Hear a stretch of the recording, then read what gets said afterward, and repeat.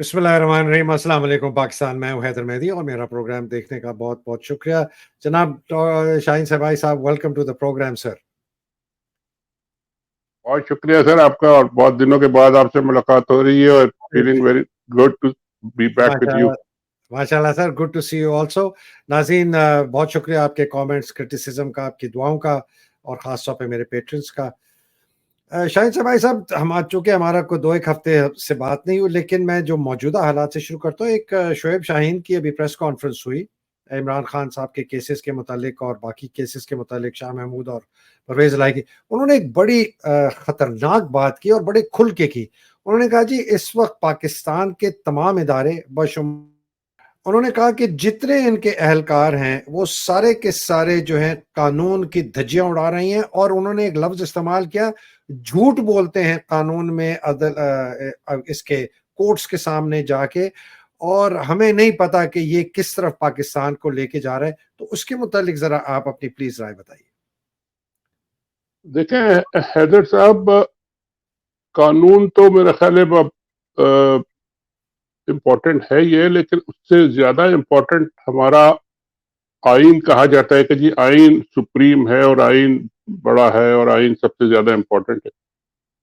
उसकी जिस तरीके से bit by bit, page bye page धज्जियां उड़ाई जा रही हैं, और वो अगर आप शुरू करें तो पंजाब के और केपी के इलेक्शन से शुरू हुआ।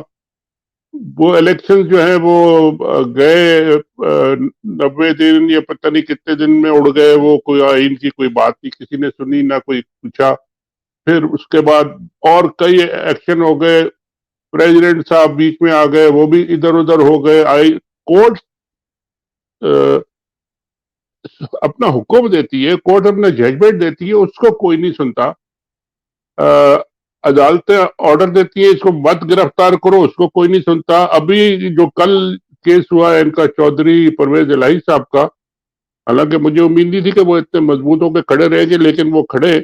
उनको ऑर्डर दिया है कोर्ट ने और उनका बिल्कुल गिरफ्तार नहीं होंगे, ये उन्हीं को फिर गिरफ्तार कर लिया।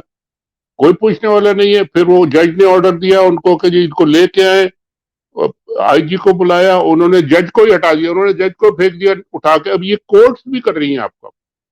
और तो आइन की जो खिलाफ वर्जी हो या कानून के खिलाफ वर्जी हो रही है, मुझे ये बताएं कि इसको रोकने वाला और इसको पूछने वाला इदारा है कौन सा रह गया आपके पास? कौन इसको चेक कौन करेगा? अगर अदालतें खुद ही इसमें पार्टी बन जाए, और इस तरह से पार्टी बन जाए कि जी अगर एक जज ने ऑर्डर किया कि जी इनको पेश करो, तो उसको जज को ही हटा के तो मुल्तान फेंक दिया। दूसरा जज आके वो कोई और ऑर्डर पास कर देगा, तीसरा जज कहेगा मैं नहीं मानता। यानी ये तो एक अफरा तफरी खुद इन्होंने एक केओस खुद पैदा किया हुआ है, और ये सूट करता है हमारी जो बिहाइंड द सीन्स पावर्स है, उनको बहुत सूट करता है ये कि जी आप आपस में लड़ते रहे। अब देखें जो पिछले मार्शल लॉज लगे, जो पिछले डिक्टेटर्स आए, उन्होंने आके बाकायदा आइन को सस्पेंड किया, पुट इट इन अबेयंस। एक किसी साहब ने कहा जी अबेयंस में हो गया, वो एक साहब ने सस्पेंड कर दिया, और जनरल शरफ साहब ने, जनरल जवाहर साहब ने कुछ कर दिया। उन्होंने आइन को बाकायदा साइड पे रख दिया, कैद ऐलान कर दिया। यहाँ पे कुछ ऐसा काम नहीं हुआ।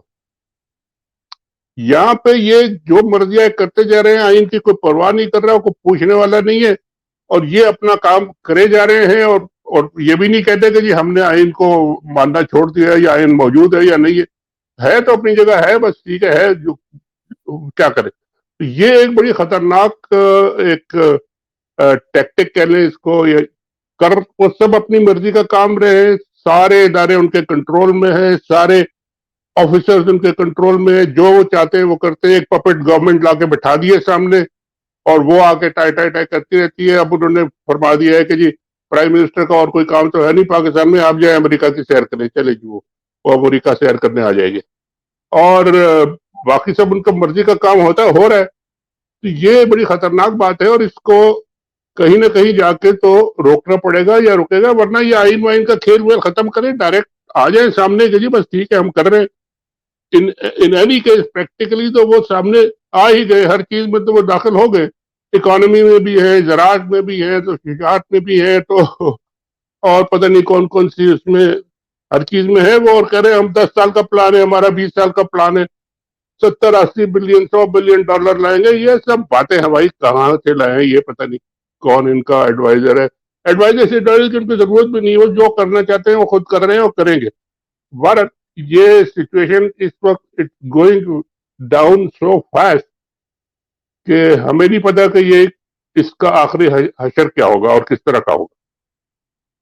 सो शाहिद भाई साहब, इसी के साथ एक जोड़ के मैं बात करता हूँ। बिल्कुल आप सही कह रहे हैं, ये नहीं छोड़ेंगे।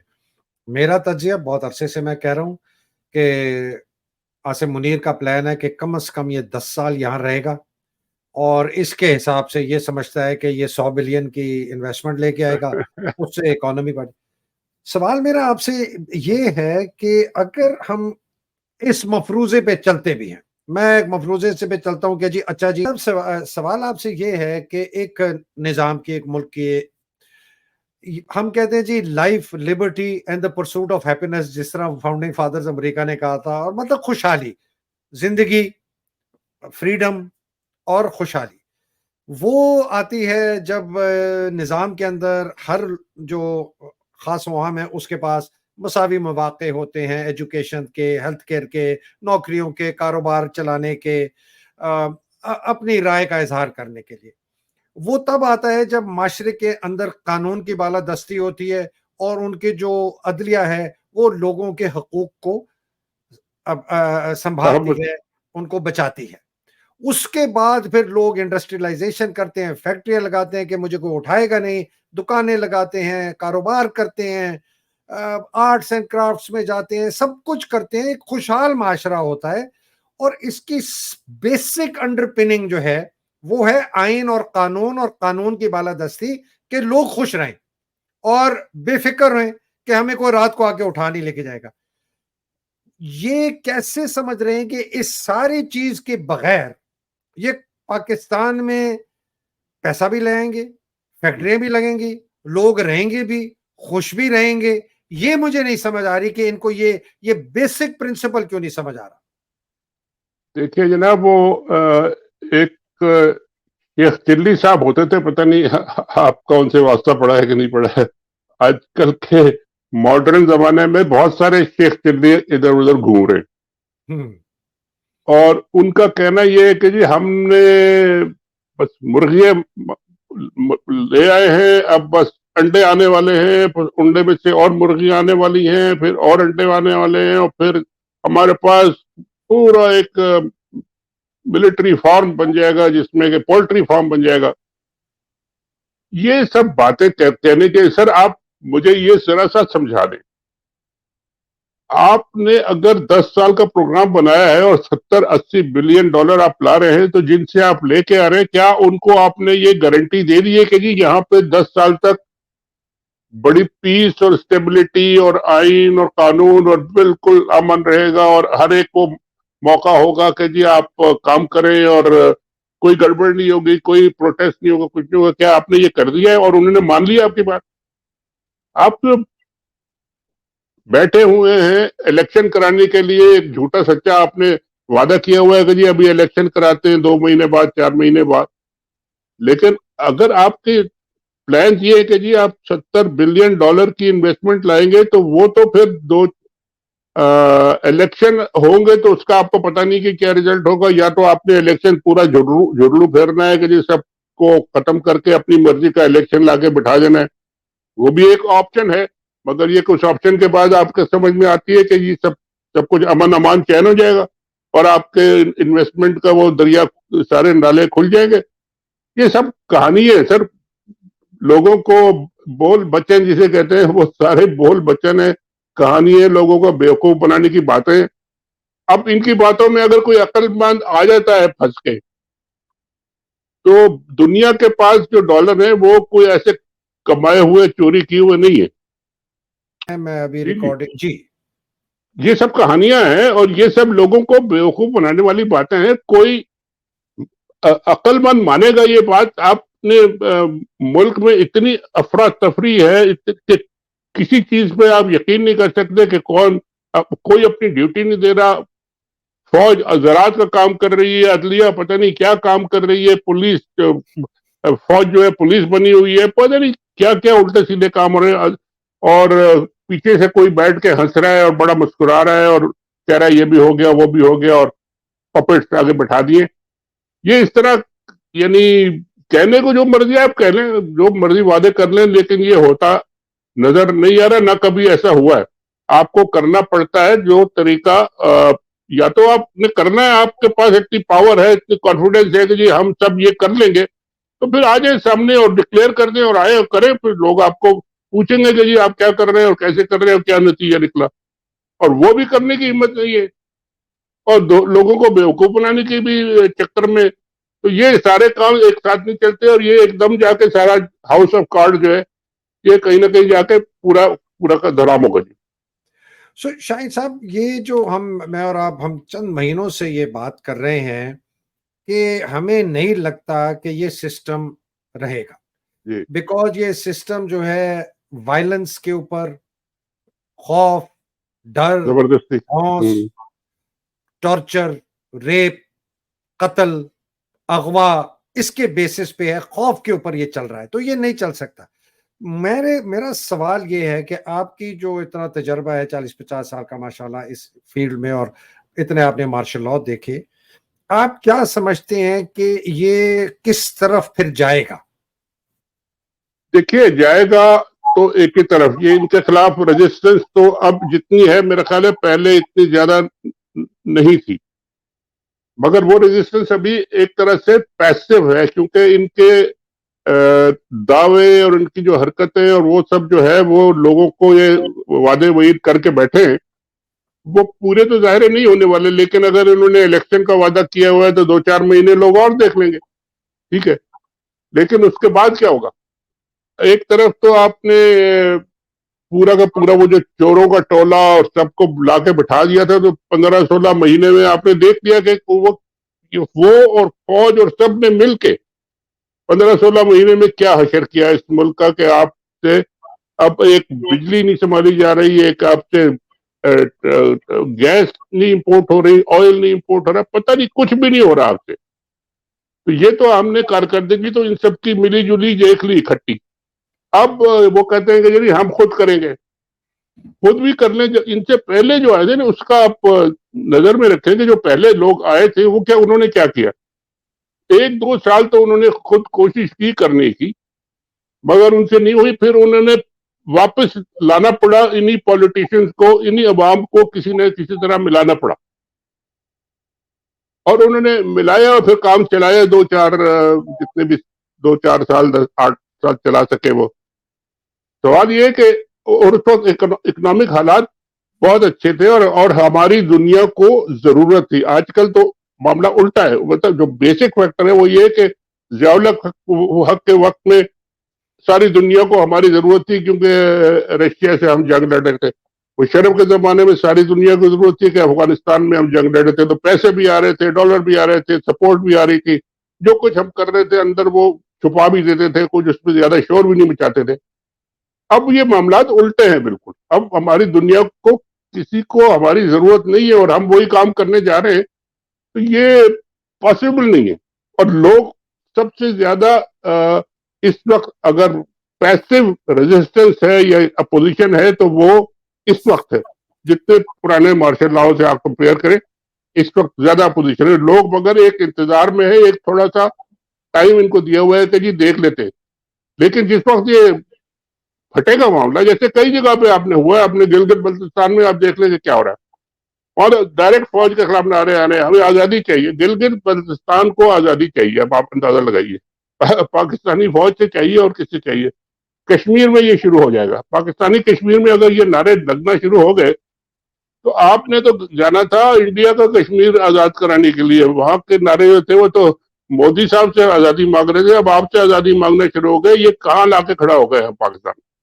और इसके बाद केपीके में, वजीरिस्तान में, ट्राइबल एरियाज में, बलूचिस्तान को तो छोड़ ही दें। तो मतलब है कि you are going down hill, और कोई प्लान नहीं है आपके पास, कोई समझ में आने वाला बात नहीं है कि जो हमें समझ आ सके, हाँ जी आप बात कर रहे हैं, आप इस पे पूरे उतर सकेंगे।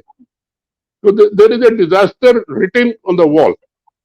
तो इस डिजास्टर की शाहीन साहब क्या शेप एंड फॉर्म आप देख रहे हैं आपकी नजर में? देखिए जी, थोड़े दिन में एक तो हमने भी फॉर्म देख ली, ये बिजली के बिलों का जो क्राइसिस आया, बगैर लीडर के, बगैर किसी पॉलिटिकल पार्टी के, बगैर कोई डायरेक्शन के लोग निकल के आ गए, और सैकड़ों हजारों लाखों लोग हर जगह निकल के आ गए, और इनके पास कोई इलाज नहीं था, कोई क्लू नहीं था। कुछ पॉलिटिकल पार्टीज बाद में उन्होंने आके इसमें कैश करने की कोशिश की, लेकिन लोगों को अब लीडर वीडर की जरूरत नहीं है, वो खुद ही अपने मसले हल करने के लिए सड़क पे आ गए। और उसका इतना इफेक्ट हुआ कि जी पूरी गवर्नमेंट इनकी, वो 3-3 4-4 दिन कैबिनेट मीटिंग हो रही है, ये हो रही है, आखिर में वही हुआ, IMF वालों ने कह दिया कि जी गेट लॉस्ट, आपने जो साइन किया है उसमें आप अमल करें, कोई आपको रिलीफ रिलीफ नहीं मिलेगा। अब क्या करेंगे? तो ये खुद डबल उसमें फंसे हुए हैं, अपनी बंद गली में खुद फंसे हुए हैं।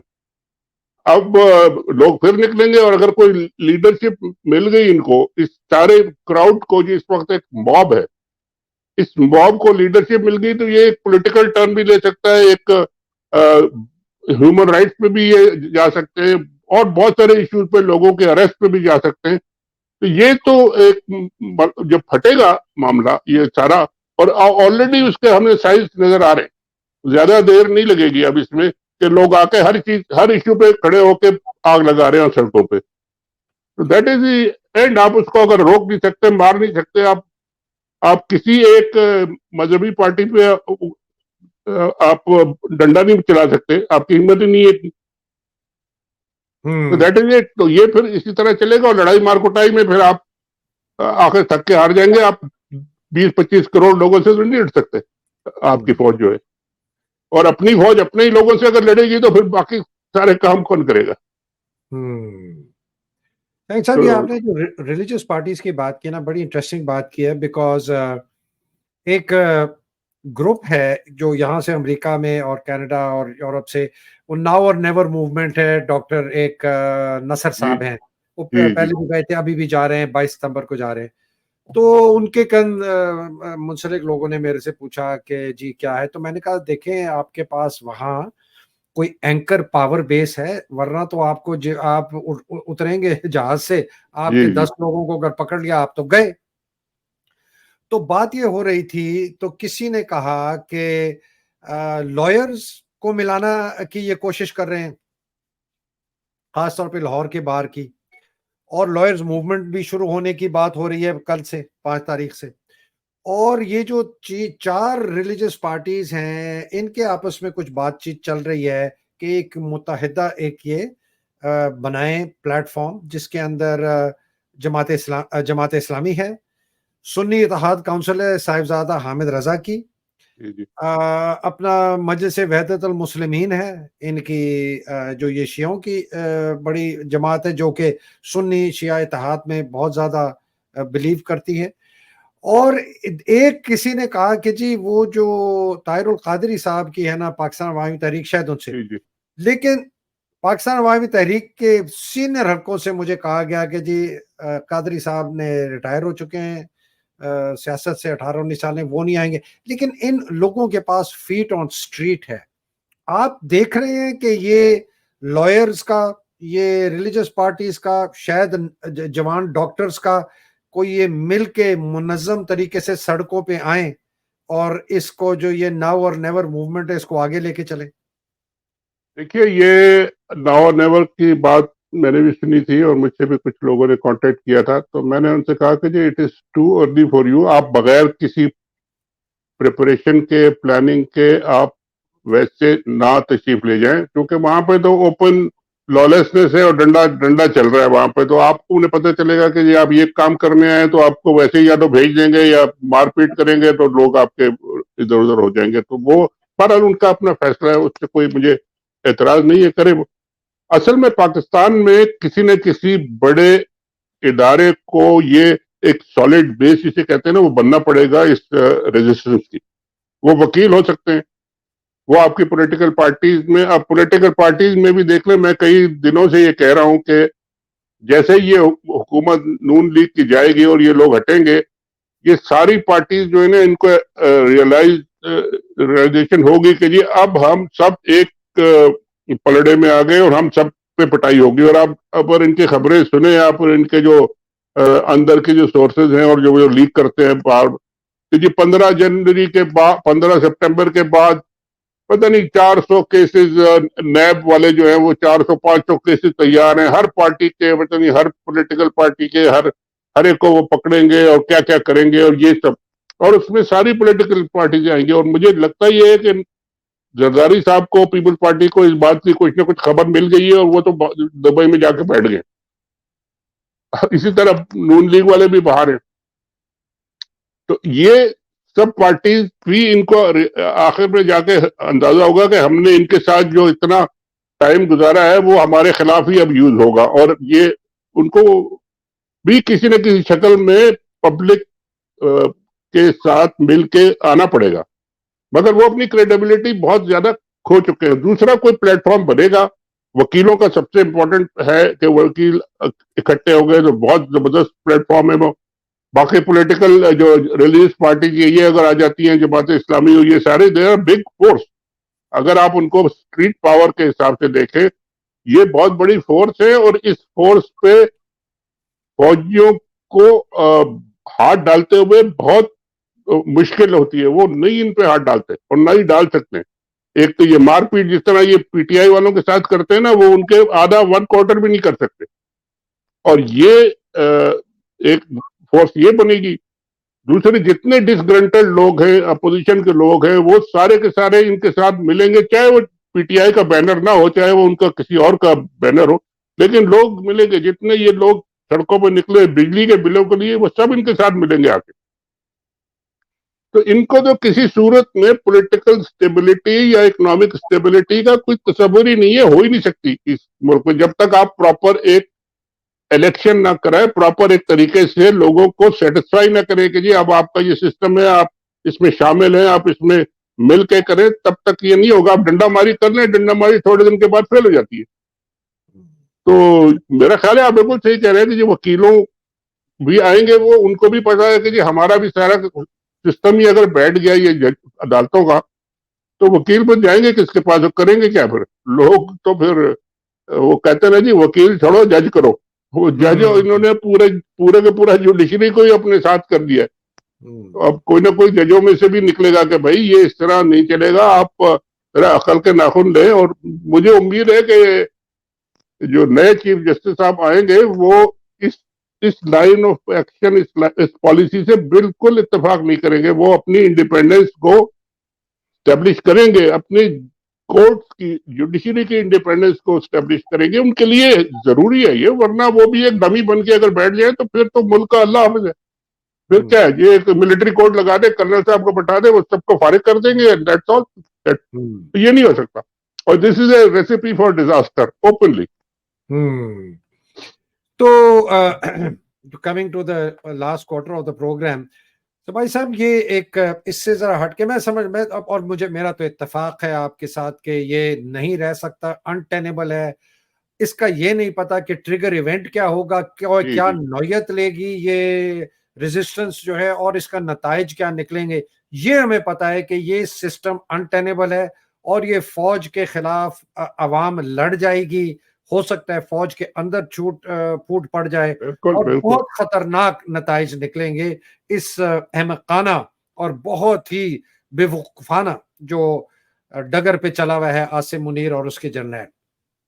अच्छा, एक बड़ा इंटरेस्टिंग वाकया हुआ था पिछले 3-4 दिन में, जो कि पीटीआई ने एक यूके में लॉ फर्म डाउटी को अपॉइंट किया था, जेफरी जो रॉबर्टसन उनके बड़े नंबर 1 वकील हैं पूरी यूके में, कि इमरान के केस को, अच्छा मैंने बड़ी इसमें इन्वेस्टिगेशन जब की तो मुझे पता ये चला कि उनको अपॉइंट किया गया था कि इमरान खान के और बाकी जितने इलीगल अरेस्ट हैं पाकिस्तान में, उनका केस लेके जाएं। यूनाइटेड नेशंस की एक ह्यूमन राइट्स आर्बिट्री काउंसिल है, ये एक उनकी बॉडी है, उनके पास ये लेके जाएं दस्तावेजात के साथ, एविडेंस के साथ, कि जी ये गैर कानूनी गैर आईनी चीज हो रही है पाकिस्तान में, वो काउंसिल इंडिपेंडेंटली एक किस्म की एक बेंच की तरह उस एविडेंस को देख के फिर अपना ओपिनियन देती है, कोई फैसला नहीं करती, ओपिनियन देती है कि ये सही है या गलत है। वो नॉन बाइंडिंग होता है। उन्होंने ब्राजील के सदर के मुतालिक भी जी कहा, महातिर के मलेशिया में भी कहा, मालदीव्स वाले में भी कहा, लेकिन उसकी मॉरल अथॉरिटी बहुत जबरदस्त होती है। ये वो चाह रहे थे कि ये अगर आप ओपिनियन आ जाए तो फिर ये दुनिया में जितने मीडिया के इदारे हैं व्हाइट हाउस में ये सवाल उठा सकें कि भाई यूएन की जो काउंसिल है उसने ये कहा है, उसके मुताबिक आपकी क्या राय है। लेकिन आईएसपीआर ने और आसिम मुनीर ने ये सलमान रुश्दी का नाम उठाकर मीडिया को भेजा। ये मुझे अंदर की खबर है आईएसपीआर से कि जी आप ये सलमान रुश्दी का इसके साथ जोड़ें, जोड़े और वो पीटीआई वाले डर गए और उन्होंने कहा अच्छा हो सलमान। हालांकि इस आदमी की फर्म ने इसहाक डार, शहबाज शरीफ, जी जी नासिर यही भट्ट, मैं हाँ अब आप ये सबको सोचे, अब आप ये सोचे हैं तो, लेकिन ये पीटीआई वालों को जूते मारने चाहिए कि वो क्यों, why did they get cold feet, क्यों वो घबरा गए, उनको रहने देना चाहिए था। मैं तो अभी भी मशवरा करता हूं कि इनको अपॉइंट करें। जरा वो देखें तो ये तो मेरी साहब ये तो एक पर्सनल पर्सन की स्पेसिफिक बात हो गई कि जी उसको इन्होंने टारगेट किया कि जी सलमान रुश्दी का लॉयर था और फलाने का था दिमागे का था, वो ठीक है। ये तो हर एक का, जैसे आपने कहा, हर एक का यही लॉयर था। शहबाज शरीफ का भी तो वीडियो मौजूद है और सारी एविडेंस मौजूद है उससे। असल बात यह है कि जो वो एविडेंस और जो वो फैक्ट जमा कर रहे थे या वो है मौजूद और वो सारे के सारे मौजूद हैं। वो कोई भी लॉयर हो, वो एक रेपुटेबल लॉयर हो तो अच्छी बात है, मगर कोई भी लॉयर हो वो यूएन की कमिटी में ये जो है वहां पे ले जा सकता है, अभी भी ले जा सकता है और ले जाना चाहिए उनको। और वो इन एनी केस जब यदि सब्सटेंस पे बात होगी, जो आपके पास एविडेंस है उसमें वो देखेंगे। वकील की शक्ल शक्ल देख के नहीं वो फैसला करते हैं या ओपिनियन डेवलप करते हैं। तो ये तो इश्यू अभी भी मौजूद है और है, ओपन है, और ये अभी भी हो सकता है। कोई इसमें प्रॉब्लम नहीं है। वकील आपने एक हटा दिया, दूसरा कोई ले जाए उसको, बिल्कुल मगर आपके पास एविडेंस इतना मौजूद है, उसको जाना चाहिए। और जाके यूएन में और बाकी इदारे भी हैं, एमनेस्टी है, ह्यूमन राइट्स वॉच है, बेशुमार इंटरनेशनल इदारे हैं, उन सब में जाना चाहिए और जाकर ये इश्यू को रेज करना चाहिए। बिल्कुल। और मेरा ख्याल है ये इनको घबराना नहीं चाहिए। अब उन्होंने अगर सलमान रुश्दी का नाम ले दिया तो छोड़े उसको, चले। दूसरा कोई बहुत सारे और वकील हैं, उन सबको आप खड़ा कर लें। एविडेंस तो आपके पास सॉलिड है, वो तो अपनी जगह है मौजूद, तो पेश बिल्कुल करें जी, इसको बिल्कुल बारे में। आपने जी जी जी बिल्कुल सही फरमाया। जफरी को सिलेक्ट करने का मकसद ये था, इसको इसका लेबल है एमिनेंट। एमिनेंट का मतलब है कि ये चोटी का लॉयर है यूके में, ये दूसरे जी नंबर का नहीं है। और चूंकि इसने इस किस्म के केसेस आर्ग्यू कर चुका है, अब आप देखिए ना, ख्वाजा हारिस, उन्होंने नवाज शरीफ के केस भी लड़े हैं, जी अब वो हाँ। इमरान के भी केस लड़ रहा है। अब आप कहें जी नवाज शरीफ के लॉयर को रख लिया जी इमरान खान ने। एतजाज को आप देख रहे हैं, पेटी बड़ी किस्म की बात है, ये कोई छोटी मोटी बात है। इससे कोई मेन मेन आपका जो गोल है, टारगेट है, उसमें कोई फर्क नहीं पड़ना चाहिए इससे। ये मुझे तो बड़ा अफसोस हुआ कि जो ये इस वक्त की जिन लोगों ने ये फिर फैसला किया पीटीआई के अंदर कि जी हमें वापस लेके जाना चाहिए, उनको नहीं लेके जाना, बिकॉज उन्होंने एग्जैक्टली वो किया जो कि आसिम मुनीर चाहता था जब उसने सलमान रुश्दी का नाम लिया और जी मीडिया जी को दिया कि ये केस विड्रॉ करें कि ये इंटरनेशनलाइज ना हो।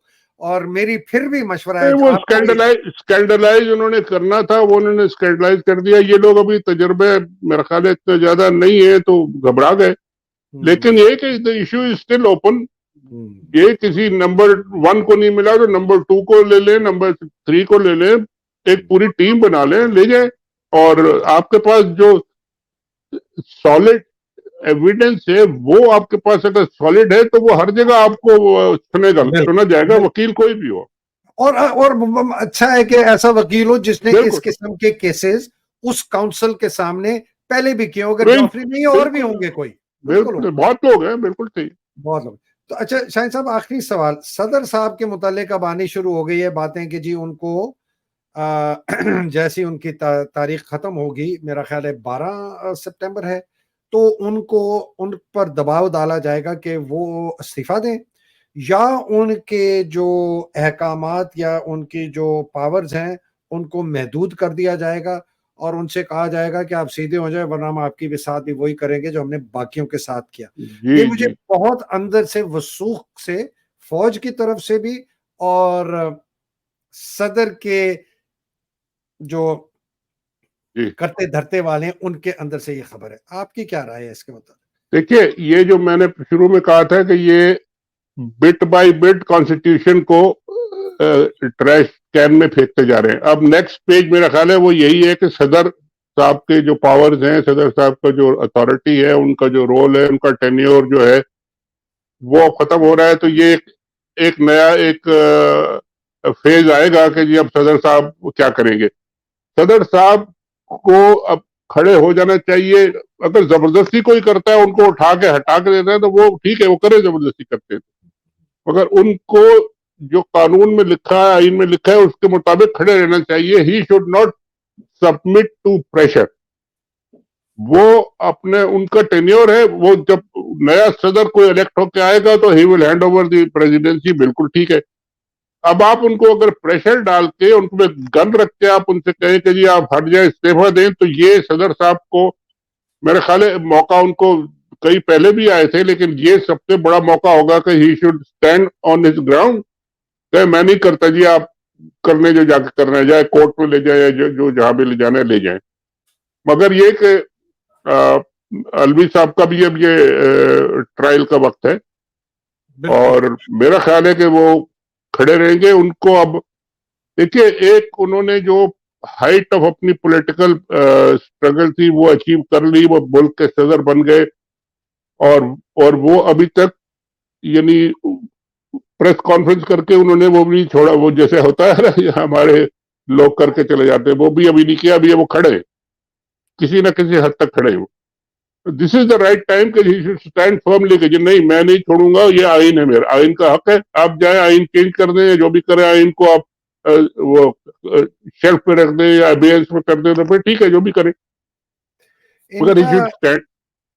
बिल्कुल और सही ये, आप फरमा रहे हैं, बिल्कुल या सही फरमा रहे हैं। इनकी सोच और इनकी जो इस वक्त इनका बिहेवियर मैनिफेस्ट होगा, वो शायद एक चीज से हमें हो कि ये आया इलेक्शन की तारीख अनाउंस करते हैं या नहीं। अगर ये नहीं करते तो समझ लें कि ये बेचारे या तो बहुत सख्त प्रेशर में आ गए हैं और ये हार मान गए। लेकिन अगर ये तारीख अनाउंस कर देते हैं और वही करते हैं जो 90 दिन वाली है, जो कि है बिल्कुल नवंबर, तो फिर बाद में वो माने ना माने हमें नहीं पता, लेकिन फिर जी। पता चल गया कि अलवी साहब अपने आईनी और कानूनी जो ओहदा है उसके साथ खड़े हैं।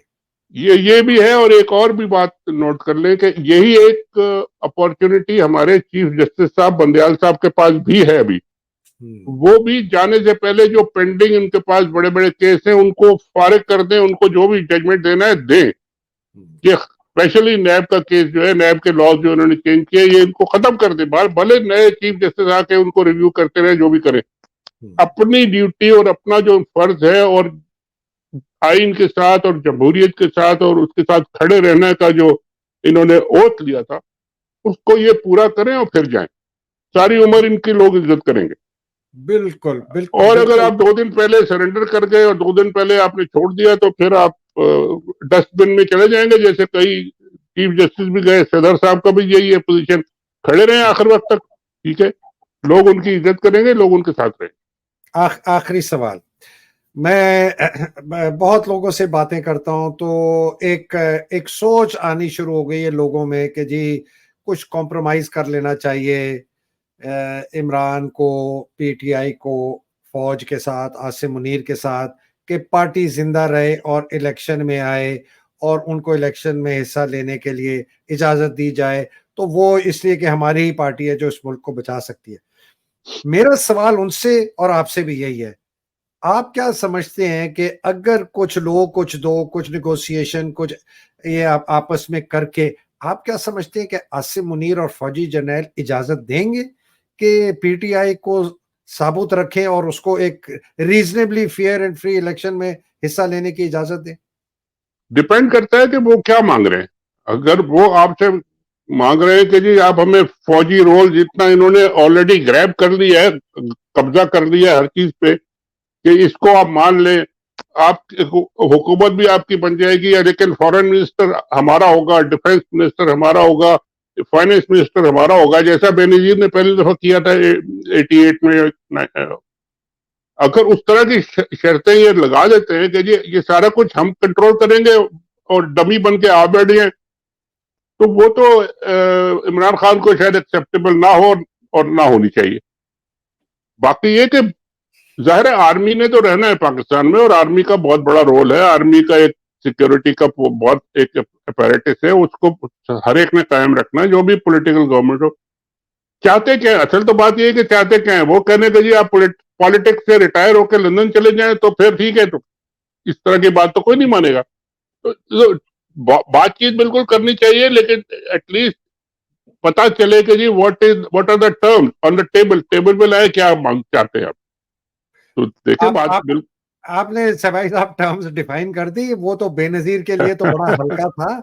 अभी तो इन्होंने देखे ना, आपने खुद देख लिया, इन्होंने कानूनी तौर पर हर चीज पे कब्जा कर लिया, मईशत पे कब्जा कर लिया, एडमिनिस्ट्रेशन पे कब्जा कर लिया। 17 अफसर बैठे हैं प्राइम मिनिस्टर सेक्रेटेरिएट में, मेजर जनरल के अंडर। सारा जो आपका निजाम है ब्यूरोक्रेसी, उसकी जो प्रमोशंस की वेटिंग है कि जी ये बंदा ठीक प्रमोट होना हो, वो आईएसआई के पास है, तो फौज का कब्जा है। इसमें मैं इनसे पूछता हूं कि तुम क्या निगोशिएट करोगे इनसे, इन्होंने नहीं छोड़ना। तो ये what can they give to Imran Khan? Nothing, बिल्कुल नथिंग। तो फिर किस बात पे बातचीत होगी? फिर किस बात है? तो ये आप वो कहते हैं जी फिर तो ये 2-3 साल तक फिर नहीं छोड़ेंगे। मैंने कहा अगर नहीं छोड़ेंगे और मुल्क का लोग जो हैं, जिम्मेदारी फिर आप ही की होगी ना, आप बताएंगे फिर सबको कि आपने क्या किया मुल्क के साथ। बिल्कुल ठीक। तो बहुत शुक्रिया भाई साहब, बड़ी मेहरबानी आपकी। सेहत भी बड़ी अच्छी नजर आ रही है माशाल्लाह, बहुत खुशी हुई। नहीं इंशाल्लाह बेहतर होगी, बेहतर होगी। बहुत खूबसूरत कालीन है पीछे माशाल्लाह। तो अल्लाह सुब्हान तआला आपको हिफ्ज़-ओ-मान में रखे, सेहत दे, पाकिस्तान को अपने हिफ्ज़-ओ-मान में रखे, हकीकी आज़ादी की जो जंग लड़ने वाले हैं उनको हिफ्ज़-ओ-मान में रखे, जो बेचारे शहीद हो गए उनके दर्जात बुलंद करे, और जो बेचारे कैद में खास तौर पर हमारी खवातीन, शाहीन भाई साहब, उनके लिए दुआ करते रहें। बेचारी बहुत मुसीबतों में है। ईमान को तो छोड़ दिया, लेकिन जो बाकी हैं, खतीजा, सनम, आयशा, सारी बेचारी जो है अभी तक कैद में है। अल्लाह सुब्हान तआला उनकी मुश्किलें आसान करे। पाकिस्तान जिंदाबाद, पाकिस्तान पाइंदाबाद। इलाही आमीन। अस्सलाम वालेकुम जी, खुदा